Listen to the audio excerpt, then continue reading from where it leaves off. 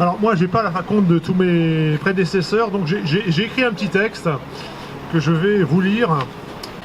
Alors, Lao Tzu, fondateur du taoïsme, décrit les qualités de l'eau en ces termes. Rien au monde n'est aussi mou et fluide que l'eau. Mais pour dissoudre le dur et l'inflexible, rien ne le surpasse. Le mou triomphe du dur, le souple triomphe du rigide. Tout le monde sait que c'est vrai, mais peu savent le mettre en pratique. Ainsi, dans ce verset, l'eau est comme le Tao. Passive, elle est cependant abondante et généreuse. Substance de la manifestation, elle coule en toutes choses. Patiente, elle vient à bout de toutes les résistances. Dans le taoïsme, l'eau est vacuité. Elle sait pourtant répondre à tous les besoins. Par ses cycles, elle relie tous les êtres vivants entre eux. Elle est leur point commun, leur sang, leur centre universel. Ainsi l'eau est la grande source, la voie à suivre. Puis, fontaine, source, rivière, oasis, l'eau évoque bien entendu plus largement la vie. Comme le dit fort justement Riccardo Petrella, marchandiser l'eau, c'est marchandiser la vie.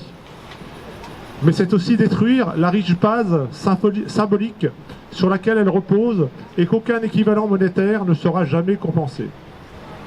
L'eau est comme une mère, elle pourvoit, nourrit, aime, accepte tout, ne juge pas.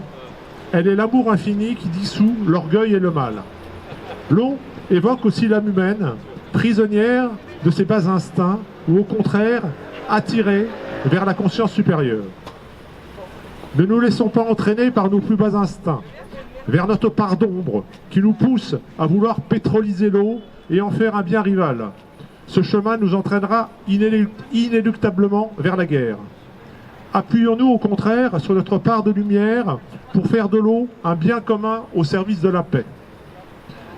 Si l'eau est à l'origine de beaucoup de tensions et de discordes, elle peut aussi être un facteur de paix, si elle est gérée de la bonne façon.